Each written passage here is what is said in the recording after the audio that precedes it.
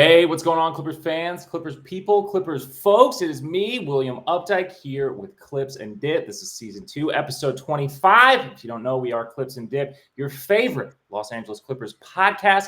Joined, as always, by my two fabulous co-hosts, or one really good co-host, one okay co-host. I'll let you make your own decision. Charles Mockler and Adam Osland. How's it going, guys? I'm doing good, I guess.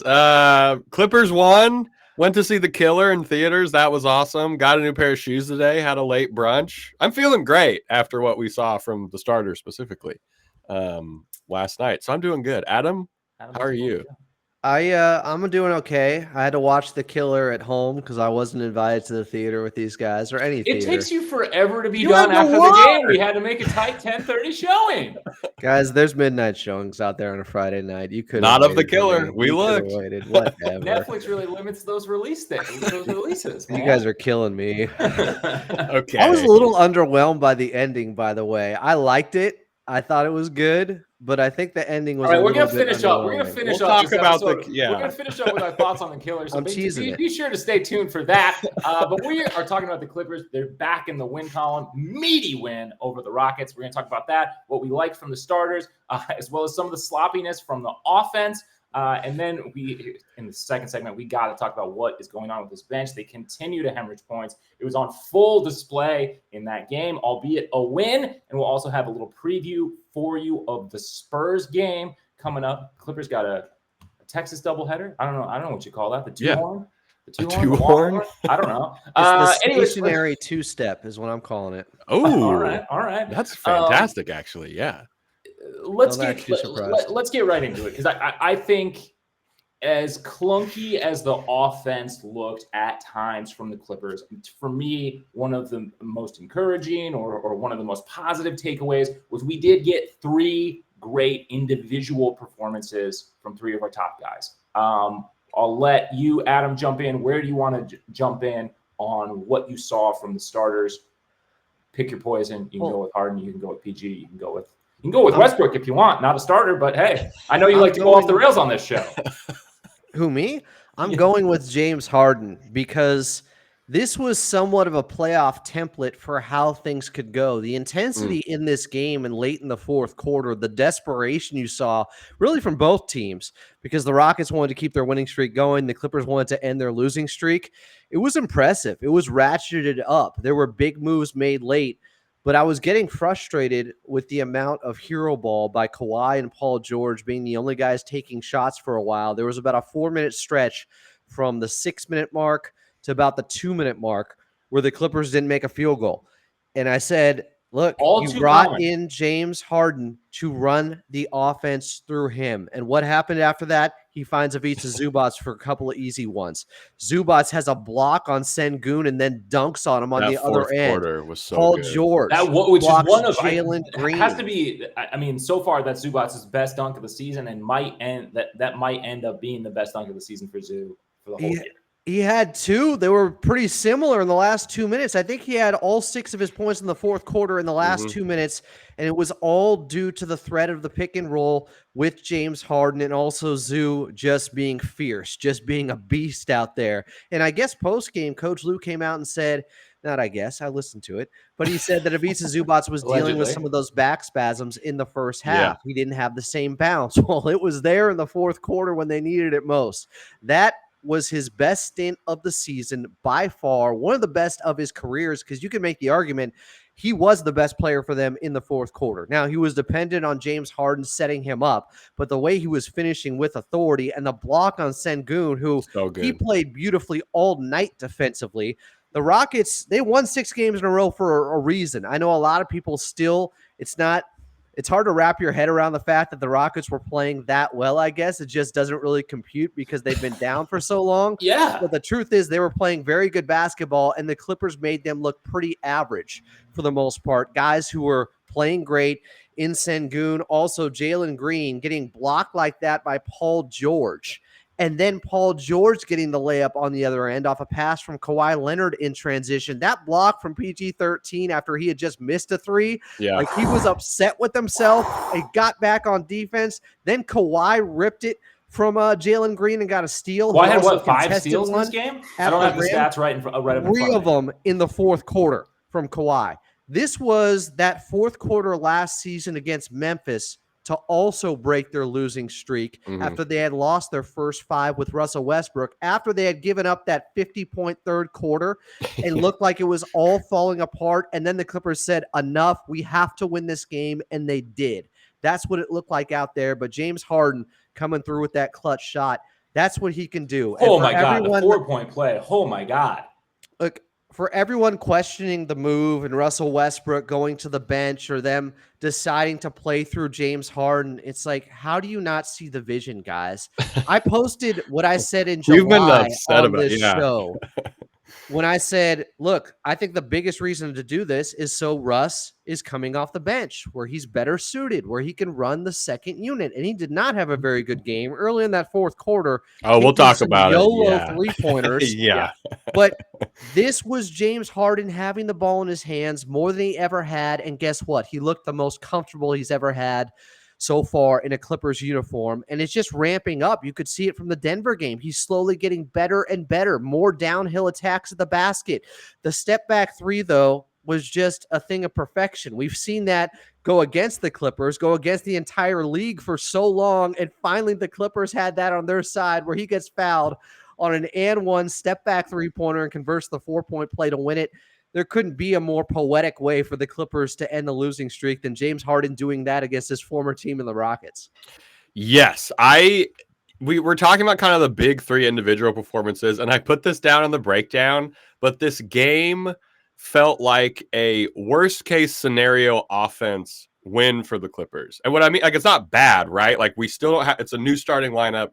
There wasn't cohesion. We talked about this. A lot of people were talking about on Twitter during the game where very ISO heavy still. Yeah, we got the 100%. We got the individual performances we need, which is great. But this is what the worst case is, right? Like, once the offense really gets humming, and the starters, the starting lineup, which we'll talk about, the net rating, it was great. It was so nice to see what we've been told.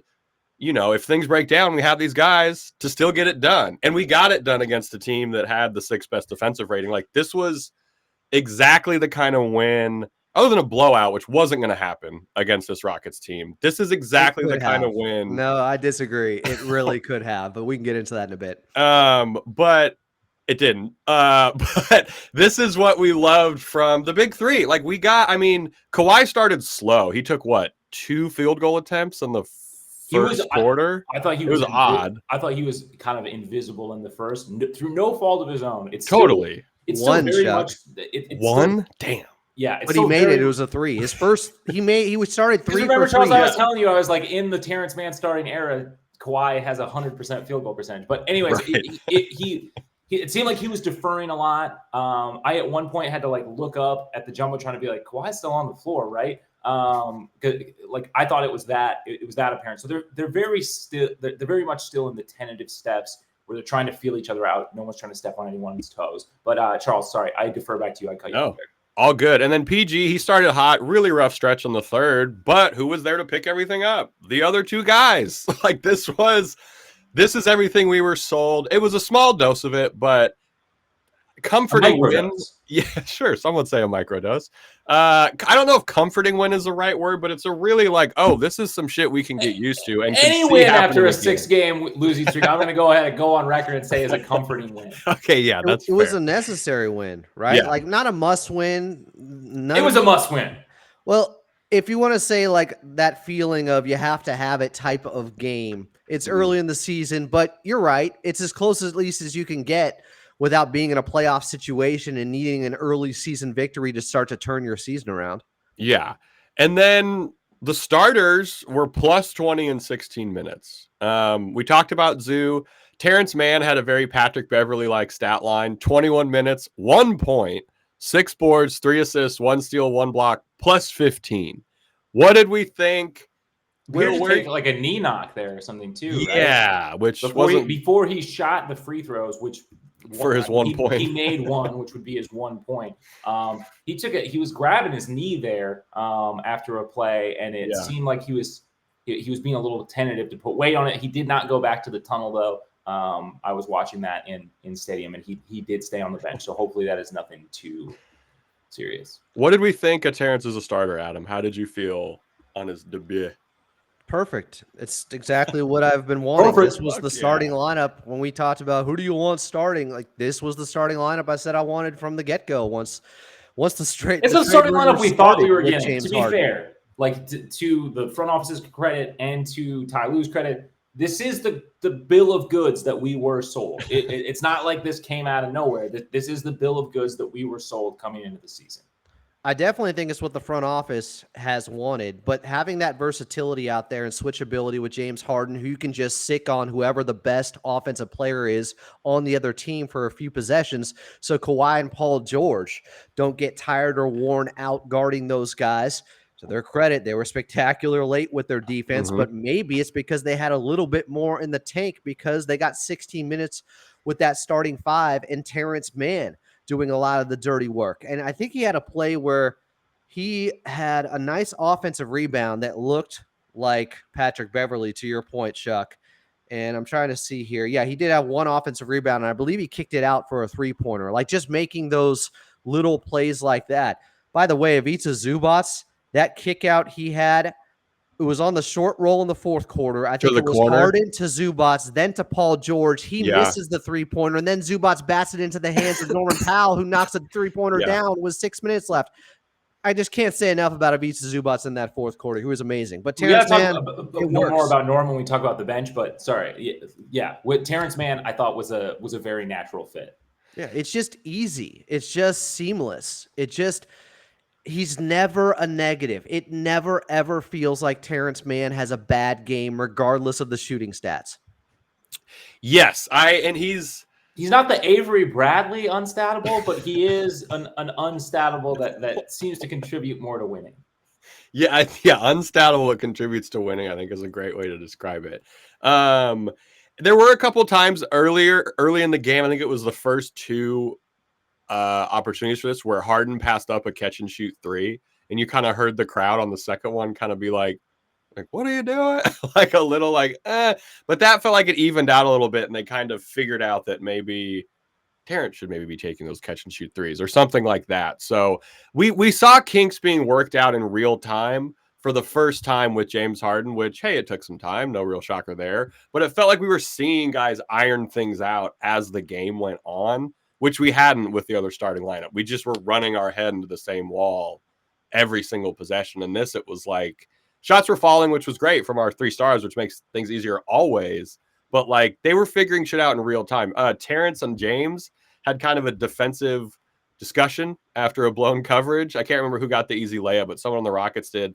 And they had a spirited discussion. It didn't affect anything. So like that's also what you like to see too, is guys can figure things out together on the court without any weirdness being prevalent in the midst of a 6-game losing streak. James also it wasn't counted as a steal for him because he got the deflection. Somebody else came up with the basketball. It was in the fourth quarter. It was big. It was like, oh yeah, by the way, when I need to in the post, I can play defense. It all kind of went into that just feeling of urgency that I felt like they had in the fourth quarter. Totally. Where everybody was doing a little bit more to help this team win. Well, and James Harden too, I feel like that's the thing. Like even when he was at the peak of his career, like when he won the MVP and when he was in those conversations, the big thing, like I feel like the big talking point was always his defense. He's always been a fairly sound post defender, especially for his size. And at one point led the league in deflections. And I thought he had some really big rebounds in this game. Like like that came up in some clutch minutes that were really important towards winning this game. He led them with 9 boards. Yeah, you're right. Damn, he led with 9. I knew he had a lot. Wow. I thought the rebounding was incredible, and obviously that's a group effort. That's Zubacing out. There's a lot of things that go into it, but I thought him being aggressive on the boards is very helpful. No, he's the guy we want the ball in his hands. If he gets it off the boards, let's more rebounds than PJ Tucker, an actual center. Oh, we're going to talk about PJ Tucker in the second segment for sure. No, I think this was as well as the starting 5 could have gone against this Rockets team. I did want to say, this is a positive segment because these were good. Hey, we can be negative. We don't have to be all. I do want to say the thing that has to get ironed out is all 3 are very hesitant on the catch and shoot 3. It's like it's so slow. Every single one of them is like taking an extra dribble, taking an extra thought. We've seen this with Kawhi before in the past. We've seen this but now I feel like we're even seeing it with Paul George. Like that's just one of those things. Like when they get faster to release on those wide open shots, even if they're not making them, it just makes the offense hum a lot more. It makes it a lot more dangerous. I mean, in a game where they shot 66% the starting lineup and almost put up 50 points in just 16 minutes, I agree with you. They can still be better.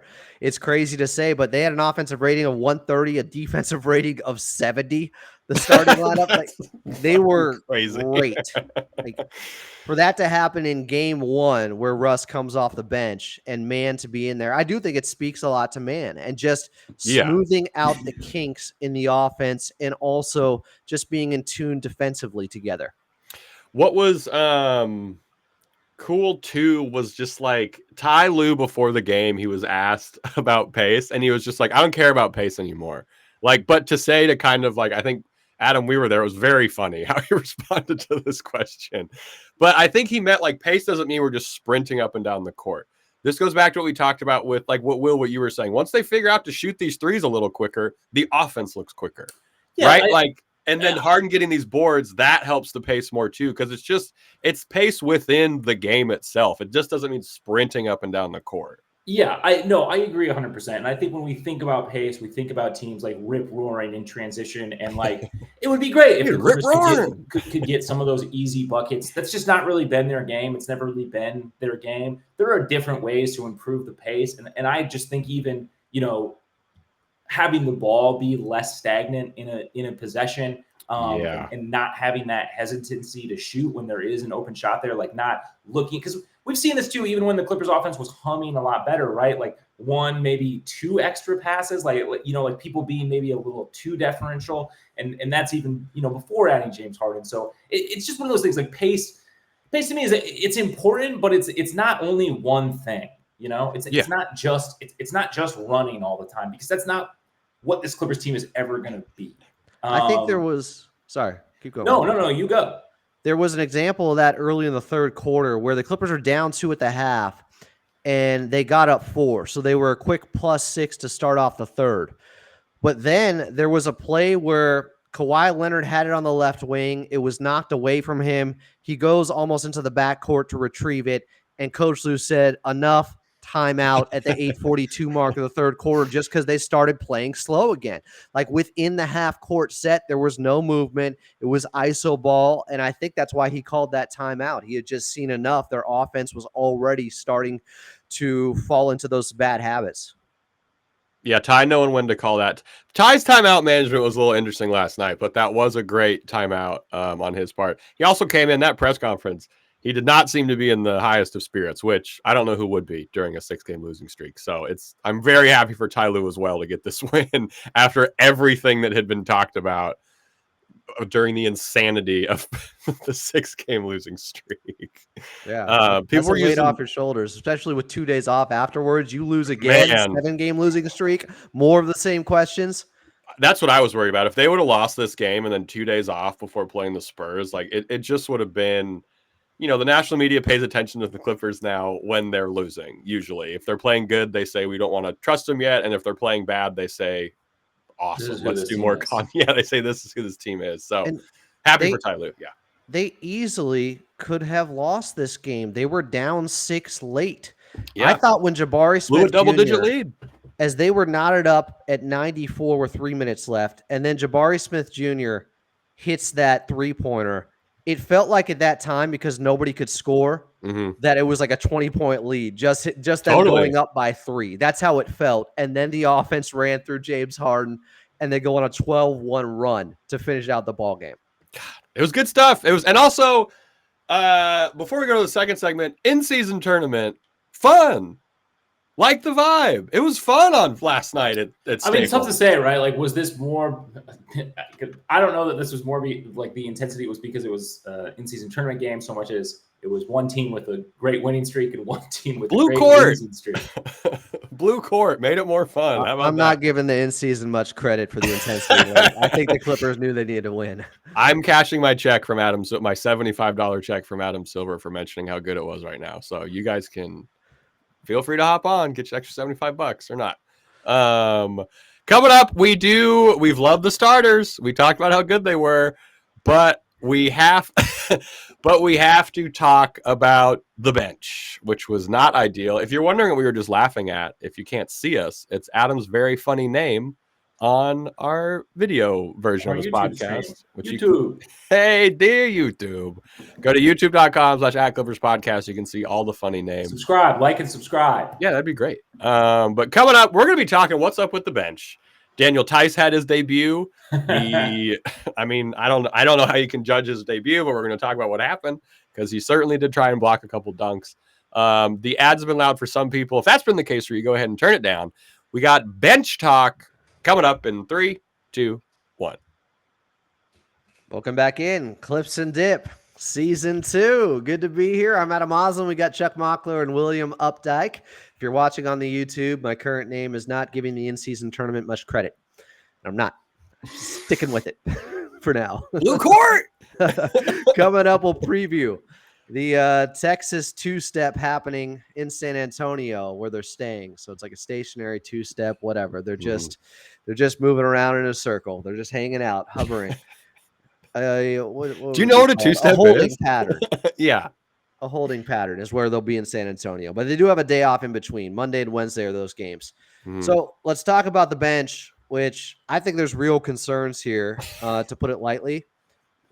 And for me, it comes down to one pairing that has not worked well at all. Hit us with it. Well, Ivica Zubac next to PJ Tucker at the 4 has been really tough. Yeah. Really a struggle for the Clippers center so far. So any center for sure, but those two in particular have played in 7 games now. In 34 minutes of play, they are a net minus 47.2.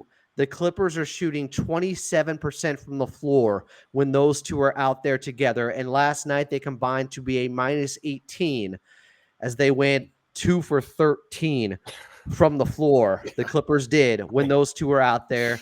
And guys, the eye test matches it. I was PJ Tucker's just hanging out in the far side corner. The defense pays him no mind. They crowd the paint. Paul George is on the floor. There's no space to operate whatsoever with PJ Tucker and Ivica Zubac there. And what was baffling to me was Terrence Mann comes out at about the 4.5-minute mark of the first quarter. And I'm thinking, they're still going to run that same second quarter lineup that has been successful with Ivica Zubac, which means Zoo, Terrence, Paul George, Norman Powell, and who am I missing here that they threw in? Was it PJ Tucker? Zoo, Terrence, Norman Powell, PJ Tucker. Maybe PJ Tucker was the one out there with him? No, because he and Zoo would be in the same matchup. All right, I'm having trouble figuring out exactly who was out there. I'm looking at the lineups right now. It was Terrence, it was Norm, it was Russ. I'm missing Russ. That's who it was. That 5-man group of Russell Westbrook next to Paul George, Norman Powell, Terrence Mann, and Ivica Zubac was doing damage to start off second quarters. Yes. That was a nice adjustment that was made. So Terrence Mann comes out with about 4.5 minutes left in the first, and I'm like, it's because he's going to come out to start the second. The only difference to start off that second quarter in the 5-man lineup was PJ Tucker was in for Terrence Mann next to Russ, next to Paul George, next to Norman Powell, and unfortunately next to Ivica Zubac, and they got crushed. And it happened again to start the fourth quarter, and they got crushed. And that's why I'm saying they could have easily won this game by 15 points if they just didn't do that pairing. It was that detrimental. And it has been so far. And it's just the spacing. It's not going to work. They don't respect PJ Tucker as a shooter. Zubac is not a shooter. The court is absolutely congested out there. I thought like compounding matters even worse as we saw 3 guard lineups somehow with 3 non-shooters. Like we saw lineups with Russ and Harden and Norm and PJ and Zoo. So you're not stopping a damn thing. You're not stopping anything. And you're also not scoring because you have 3 non-shooters on the floor. I believe defensively, they're giving up like 130 points per 100 possessions with Zubats and PJ Tucker out there in those minutes so far this season. And offensively, I think it's below 90. It makes zero sense. It's not working on either end. The entire point of doing that is for boards and defense. Yes. You're giving up something offensively, but you're going to be better defensively. Well, that has not worked at all so far. They're not. How can you be good offensively? I just don't get how you can be good offensively in the modern NBA with 3 non-shooters on the floor. Like even against a second unit, how are you scoring? It seems like they're just trying to find minutes for guys and PJ Tucker because pregame. Maybe it's why Coach Lou said. Coach Lou said, where else do you put him? No. I know. They thought he sucks. No. Coach Lou said, in regarding to who was coming in to be that 5th guy with Russ coming off the bench, Terrence Mann or PJ Tucker. He thought about PJ Tucker in the starting 5. Like this is a little bit concerning. Yeah, look, I think my thing is and like I know that I'm insane for saying this, but if PJ Tucker has to play 15 minutes a game, 15 for some reason because we're short of guys, which just he does. We just don't have enough front court players. That's not true. That's not true. Law Murray's on the Amir Coffey train now too. Only played 21 minutes. My point is they took him out early in the first quarter. They could have put him right back in to start the second with that second unit that had been working, and they didn't. He only played 21 minutes, guys. Like he easily could have filled those minutes that PJ Tucker was out there, or Amir Coffey or Kobe Brown, or Moussa Diabate. There are other options that are not going to bleed points and not get you any to the degree that we've seen so far with PJ Tucker next to Ivica Zubac. And again, I like PJ Tucker. Minus 24 in just under 15 minutes. That's what I'm saying. Recorded not a single stat other than 3 personal fouls. The Tony Snell stat line. It was as bad as the box score looks. It was that bad. Now, again, I think at the 5, there's utility there against certain teams, like they played him against Denver. Yeah. But you can't have him and Ivica Zubac matched up together. No. It's or baffling. Theis. I also think Theis doesn't make sense. Yeah, him and Theis can't be together. If he and Plumlee played together, I don't think that makes sense. I just don't, especially if Russell Westbrook is on the floor at any point. I just don't. How is that ever going to work? Do we think that this? That's not even a knock on Russ. That's just like you need to make lineups that are cater to what what your players are good at, and having Russ with 2 non-shooters on the floor, like I just don't really understand how that's beneficial for him. I want to talk about the Amir thing really quick because Law Murray was on Twitter today also singing the praises of Amir, who moves better than PJ Tucker. PJ Tucker cannot switch between like multiple, like he can switch between the 4 and the 5 on guarding guys. He can't defend on the perimeter. He's lost a step there.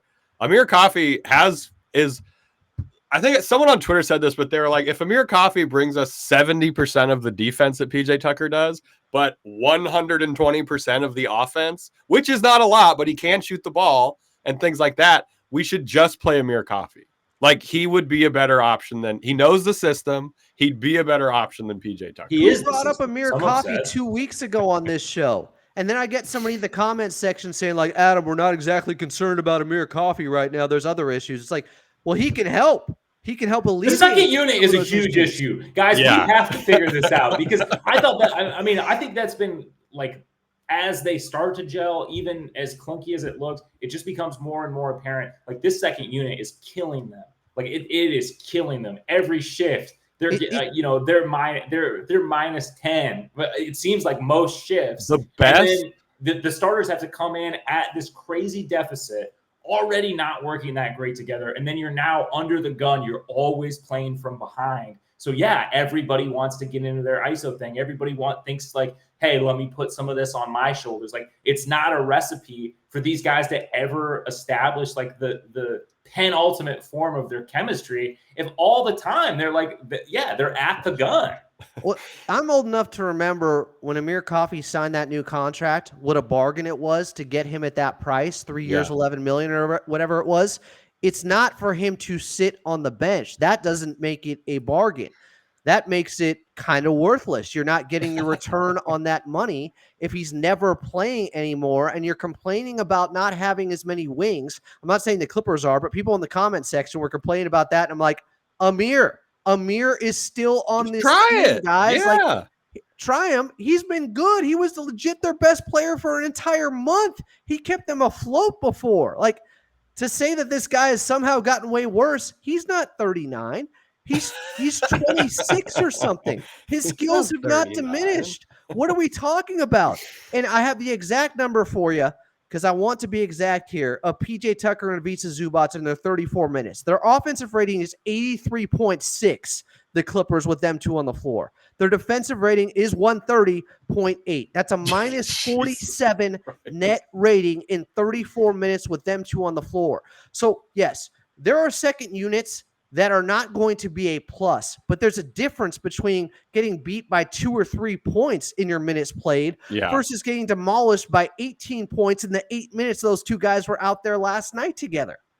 And so the best plus minus from the bench last night was -6 from Daniel Theis and Norm Powell. Norm Powell, 45% from three so far on the season on 4.5 attempts per game. Love the offensive start from Norm Powell to this season. He's been everything. I liked him in closing lineups too. Yeah, his offense has been great. Daniel Theis will talk about. We got to talk about the big change with the bench was Russell Westbrook was leading the bench. This was not Russell Westbrook's best game. He was 2 of 9 from the floor. And start, it was brutal, some of the shot selection. He took multiple off the dribble threes, which, like, look, man, we're not trying to dump on Russ. That has never been a part of his game. Not even like when he was an MVP, he was not taking off the dribble threes. That's never been a part of his game. And he also took 2 early in the fourth quarter that were not corner 3-pointers where he has been shooting well. And that's when James Harden got subbed in. There was a timeout. I think they were down 6, and that's when James Harden was put back in. And I think it was related to Russ was definitely taking some ill-advised shots. And he missed every single shot he took at the rim. He was 0 for 3 at the rim. The only shots he made were threes. You can be the biggest Russ fan in the world. You want to see him make his twos. I would love to see him make those twos. Just don't take 6 threes, right? Like Russ, Norm. Unless they're all catch and shoot. If they are all catch and shoot threes and that's the flow of the offense, great. And we have to, sure. Russ, Norm, Harden, Kawhi, and Theis were +6 in 4 minutes, but I don't know how real that was, if that makes sense. Can I tell you the lineup that I thought was going to happen in the second quarter that had been doing damage, but instead they put in PJ Tucker for Terrence Mann and what their offensive rating is? Make it rain. So with, let me make sure I get this right. With Russ next to Paul George, Norman Powell, Ivica Zubac, Terrence Mann, in 8 minutes, their offensive rating is 137.5 and their defensive rating is 81.3. So don't tell me there aren't solutions for how to work the second unit and find one that is effective. They just did, and then they went away from it, even though Terrence Mann only played 21 minutes and was taken out early in the first quarter. He could have started that second quarter in that lineup I just quoted. He absolutely could have. Yeah, you're right. It's a little bit alarming that they're trying to make sure to get PJ Tucker minutes. So even if he has to play next to Ivica Zubac, well, whatever. We got to get him on the court. I didn't do it because I didn't want to be an asshole, but I was gonna quote tweet his quotes from the recent OC Register article with his box score. Well, I don't know. Yeah, let's wait a little bit before we start throwing gat. We don't need another Clippers fans, you suck thread from a Clippers player.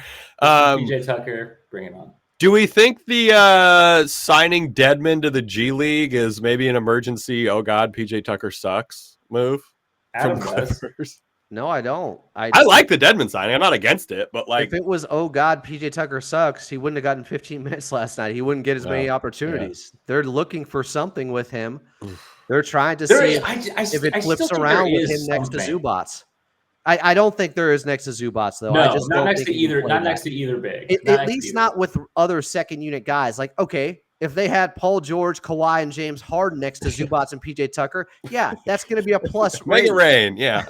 Because they can make anything work. Yeah, but it's still not optimal. PJ Tucker? Is that what I'm hearing? That's apparently what Coach Lou was considering. He said it pregame. So wild. Adam and I were like, if he has to play 15 to 20 minutes, like I don't know. I don't know how else you can maximize those minutes. I can't figure it out. The logic is there. I totally understand where you're coming from. Here's what I would do if you have to play him. What I would do is play Ivica Zubac the entire first quarter, and I would start PJ Tucker next to Norman Powell, Terrence Mann, Paul George, and Russell Westbrook to start the second quarter.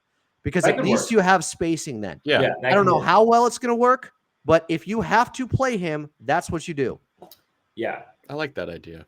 He and Russ, like that I mean, everyone else has to be able to shoot confidently. Yes, is the thing. Like if those two are on the floor. So, period. Like there cannot be any more non-shooters on the floor than that in the modern NBA. Like it's just not. It would be possible if one of them was like a force athletically, you know what I mean? Then you could have some more like non-shooters or something, but like they're not that guy. And we're not trying to bag on PJ Tucker. We're all saying there are certain situations where we think light a fire under him, man. He was effective against the Denver Nuggets. I don't think it's about a fire with PJ Tucker. He's got that. It's ability at this point. He's the second oldest player in the league. He's limited in some ways. Yeah. You can't play him at the 4, I don't think. Ty's got to figure out numbers all say no. Coach Lou was quoting all the advanced numbers on Thursday at practice, so I'm sure he has an idea. They're looking to see if the defensive number turns around. Yeah, but it has not happened so far. They're probably saying like it just doesn't make sense. It's only been 34 minutes. There's got to be something there with him and Zoo defensively, where even though we're not going to be as good offensively, maybe there's something there defensively, and that's how they get away with it. 4 more games with a sample size of him and Zoo. That'd be 10, guys, right? If they lost this game last night, it would be directly correlated to that lineup. Oh, yeah, 100%. And that's all we'd be talking about. We would have opened up the show with that. Yes. So if people are wondering why we're still talking about this in a win, it's because even in wins, sometimes you can build bad habits. In losses, sometimes you can build good habits that eventually turn into wins. It's not that simple.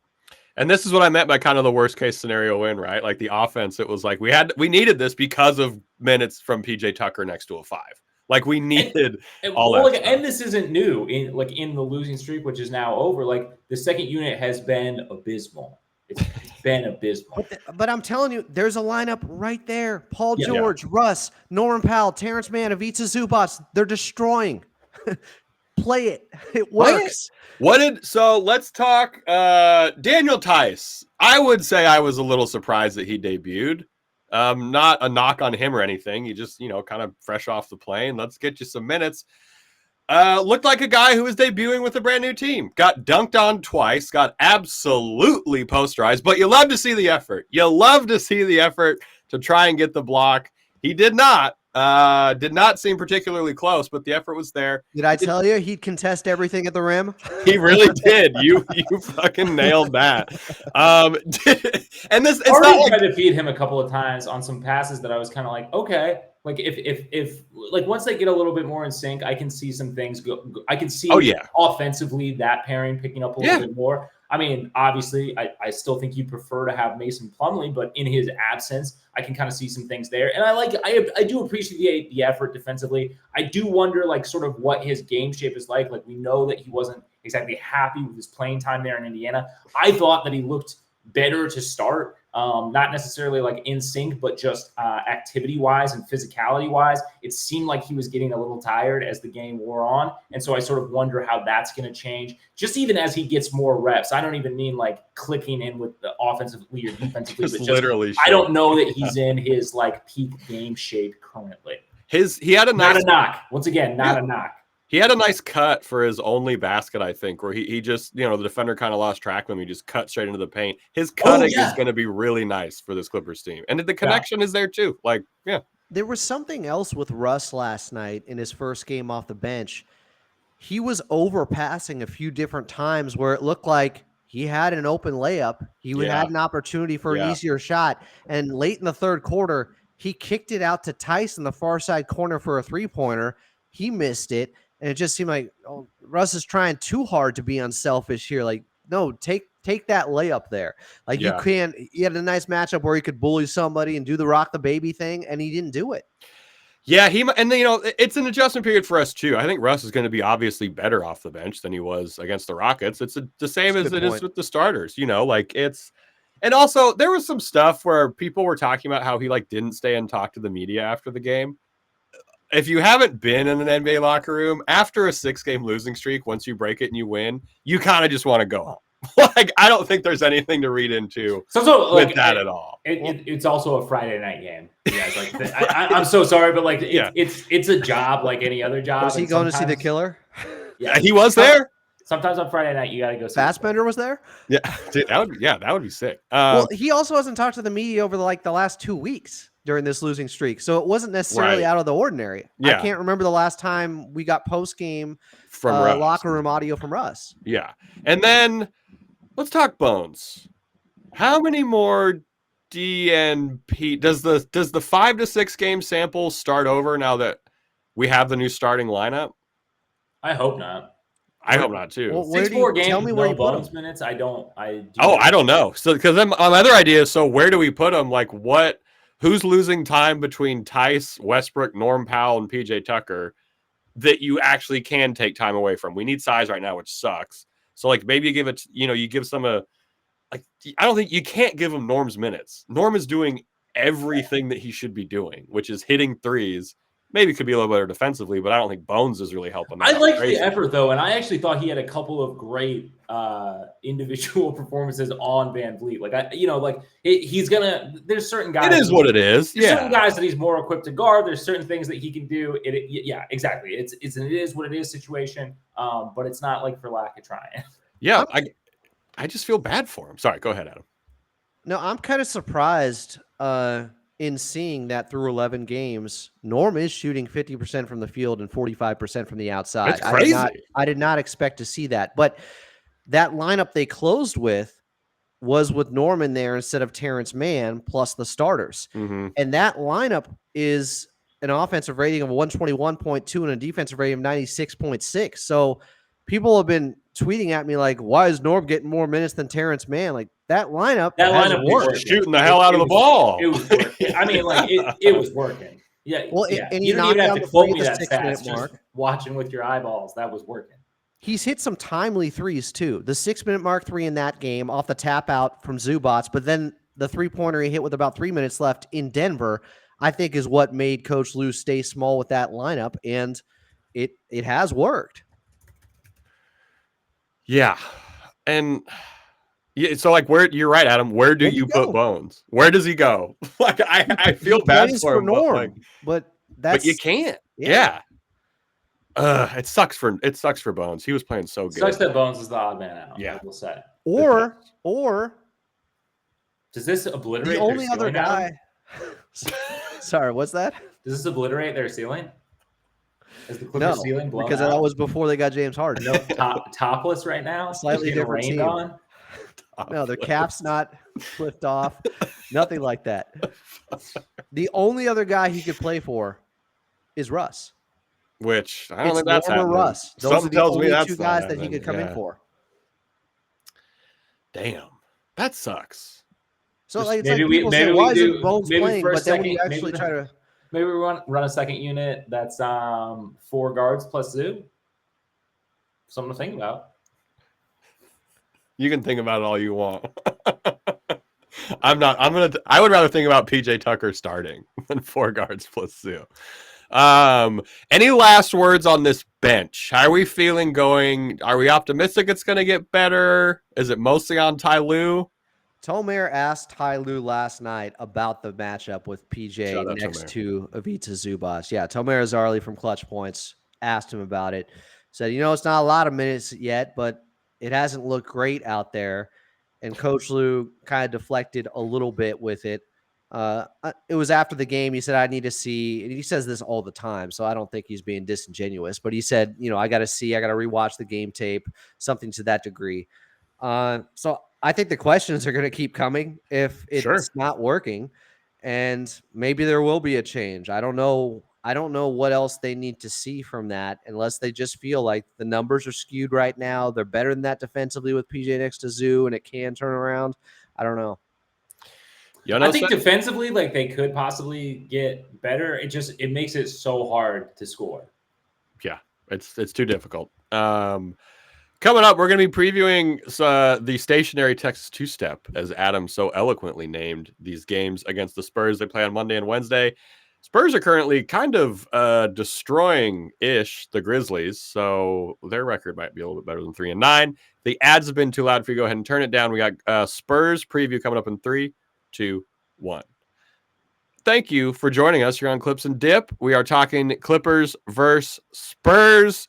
We beat the Spurs by 40 last time. Not entirely sure if they've gotten way better since we beat them by 40. We do have a bit of a different looking team, but they've been smoked in some games. They've lost like 4 games by at least 25 points. I think 3 by 35 or something like that. Adam, what do we want? Because we should win these 2 of these games, both of these on Monday and Wednesday. What's your biggest worry on getting over this Spurs spurtle, if you will? Well, they've kind of gone as when they've won, it's because Victor Wembanyama has a good game, or they play him more minutes, or they play him at the 5 in the fourth quarter, and then he comes alive, because they've kind of been babying him so far. So he's been inconsistent with his play. If you watch the game against OKC where they got blown out against Chet, like they're really just letting him dip his toe in the water a little bit. Now it's a big toe and it might reach the bottom, but it's still, they're handling him with kid gloves so far, and they're big gloves because I'm done. Yeah. The point is, they're relying on a rookie who's phenomenal and one of the biggest attractions in sports right now. But if you do a good job against him and don't let him get going, and the Clippers certainly did the first time around, but that was a different Clippers team. They had Rocco on him the majority of the time. So we're going to see Terrence Mann. We're going to see more Paul George, more Kawhi Leonard. I don't know. That's interesting. Yeah. I have noticed this. We talked about the Houston Rockets, and we were kind of skeptical on how good they were. Mm-hmm. And defensively, teams had been shooting 32% against them from 3. Well, the Clippers shot 38% against them from 3. And now I'm seeing the San Antonio Spurs. They block a lot of shots, though, which is not related to the threes, but they were physical. I think their defense is legit overall. I just think 32% wasn't sustainable. They're not that good on the perimeter. San Antonio is 29th when it comes to opponent 3-point percentage. Teams are shooting 40.5% from 3 against them. That's how you get smoked. Who's worse? Who is worse than the Spurs right now on that opponent? Is it the Grizzlies? It is the Memphis Grizzlies, yeah. Okay, at 42, their teams are shooting 42% against Memphis. That's and insane. The Clippers lost to them. Yes. Well, we don't got to talk about that. The Grizzlies are 28th in defensive rating, 28th in offensive rating, 30th in net rating. They do, however, get the third most shot attempts up of any team. Something to look out for there. Pace, they're 3rd. That's why. They're getting a lot of shots up, but they're not going in exactly. They are 17th in 3-point percentage, 17th in 2-point percentage. They don't get any free throws. They take the fewest in the league because, again, it's a team full of young guys, which does skew, I think, your free throw numbers. Hey, to be fair, I thought the Clippers got a good whistle last night. We always complain when they get a bad whistle, as they did against Denver. Yeah. I thought they got a favorable whistle. A lot of guys were in foul trouble for Houston. And there was did you see the Paul George on Sengun clip that they picked? There was a no call on Sengun that I was happy was a no call because Paul George. We got a couple of ref you suck chants early in this. We did, which look. That was carryover from Denver, though. I'm not usually, I don't, like usually singling people out with crowd chants. There's nothing better than a ref you suck. Everyone is united. Even opposing fans will join in on a ref you suck chant because sometimes the refs suck. What about Bulls? Well, yeah, that's a good one too. Yeah, I'm in on that one. There were some. That's in the same family as refs you suck. Yeah, that's in the same. Anything critical. But that's the crazy uncle part of the family. Like, did you guys ever have a high school that had really inappropriate chants about the refs? No. there was a chant that was when I was in high school that it got like the whole student section suspended, basically. Like students couldn't go to games for a couple weeks because the chant was a rope, a tree, hang the referee. Jesus. And the ref was like, nope, like everybody gone. Everybody get out of here. That was not my high school. That was my rival high school. Of course it was. Of course. But so like what do we want to see in this game? We want to see more of the same from the starters. Hope they're at least plus 16 together. That would be nice.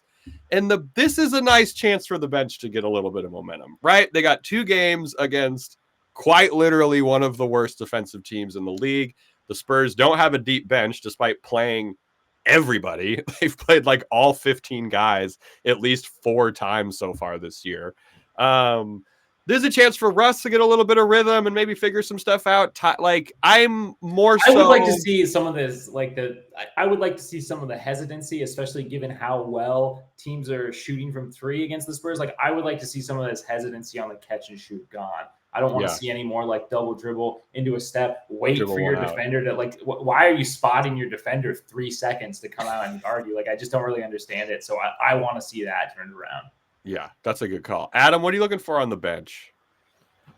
From the Clippers, I want to see them be a little bit more connected. Well, I'll tell you what I'm looking for. Paul George, Norman Powell, Terrence Mann, Russell Westbrook, and Ivica Zubac. Play the lineup that has been working. But if that's not the case, I hope it's a situation where the Clippers starters do get off to a hot start. And overall, the starters only playing 16 minutes against Houston. I'd like to see them get closer to 22 minutes, that starting unit getting to play together a little bit more. 16 minutes together isn't a lot. Now, some of that's just because Norm came in for Terrence Mann late in the 4th quarter, and that lineup has been successful, so I don't hate it. But in this one, I wouldn't mind to see a little more continuity built up between the new starting guys and the starting unit. Yeah, and PG played 40 minutes against Houston, which makes sense. We needed it, thankfully, and I don't think that happens without the 2-day break. But yeah, if he's going to play 40 minutes, I agree. I'd like over half his minutes to be with the starters. He also had his ankle rolled up on in the 4th quarter. That's and right. I was very concerned. It looked like he grimaced at first, but he played through it. I hope that wasn't just adrenaline and he's fine. It didn't look good. Was there any updates or anything? I didn't see anything else because I remember you tweeting about that. The update was he blocked the shit out of Jalen Green afterwards. So who cares? Yeah. One thing I do want to point out, the Clippers broke their losing streak only after us 3 started giving out Player of the Game awards. Am I wrong? I thought it was the Daniel Theis edition, but you thought it was Theis time, baby. Who is our pick for Will? What are you doing with the audio? Something weird happening? Oh yeah, sorry, we were hearing clickies. Are you guys trying to look at porn while we do this? Look at porn while we do this. I'm hearing weird stuff. Have you heard what porn sounds like? So player of the game picks. Who are we going with? We never remember or follow up on this, but it does motivate the team, as we've seen since they're 1-0 since we started doing it. True. Will, Adam, you look really excited. Who is your pick? And we're doing player of the game, so this has to be over 2 games. You can only pick one guy. Now you guys go first. I just thought I remember that I picked Ivica Zubac coming into the last game, maybe. And I'm like, yeah. I think you did. But who could pick wrong? One of you guys Kawhi. had James Harden, right? Yeah, I think I picked Kawhi. Will might have said PJ Tucker. I picked PJ Tucker, baby. No, I didn't. Oh, that's right. Will picked Bones. Yeah, that didn't work out. That really panned out. Will, who are you picking for this 2-game? Boom! Okay. Who are you picking? I'm gonna go Norm. Okay. I think he looked really good in those closing in the closing lineup, and I hope that they can get him some more minutes next to the big trio. Okay. Adam, you said we should go before you. I am going to go Zoo again. Feels like kind of a cheat code because the Spurs are not incredibly good down low. I'm going Russ. I think Russ feels good off the bench in this one. It's a cupcake matchup potentially. I think Russ has a nice little 2-game stretch. What that does for some people's feelings about where he should be on the team, I don't necessarily look forward to. But I think Russ helps us more off the bench than he hurts us. All right.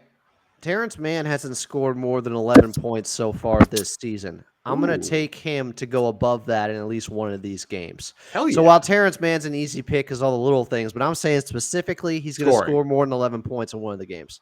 Love it. Everything else, he does great already. Yeah. Hey, you're great, Terrence. Just keep it up. Just score 10 more points. That's fine. Get back on Twitter. All we're saying is you're the best. You're the best. Yeah, please get back on Twitter. That's what's so funny. Adam, you brought this up when he talked about how he hates NBA Twitter. It's like, but Clippers Twitter specifically, everyone loves Terrence Mann.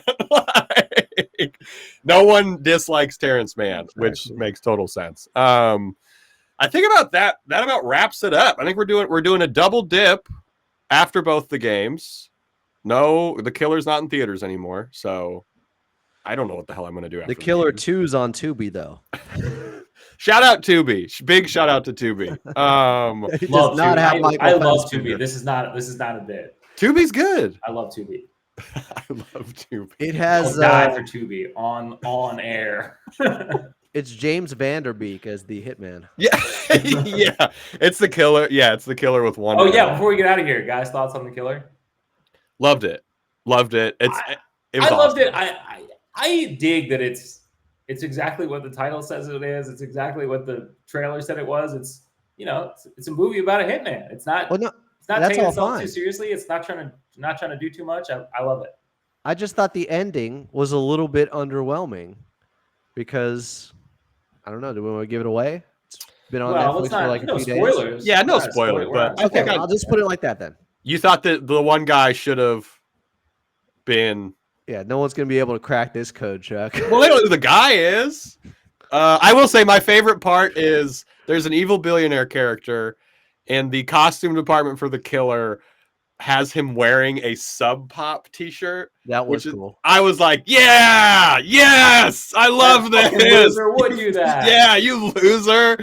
Money, baby. Yeah, and then also I have to give a shout out. The Montana Grizz destroyed the Montana State Bobcats. So rest in piss, MSU. That's what I gotta say about that. Are you sure you guys weren't the ones with the chant? Yeah. Well, we have some Grizz game stories that we can talk about off air. That look, we're not proud of some things. But that's what happens.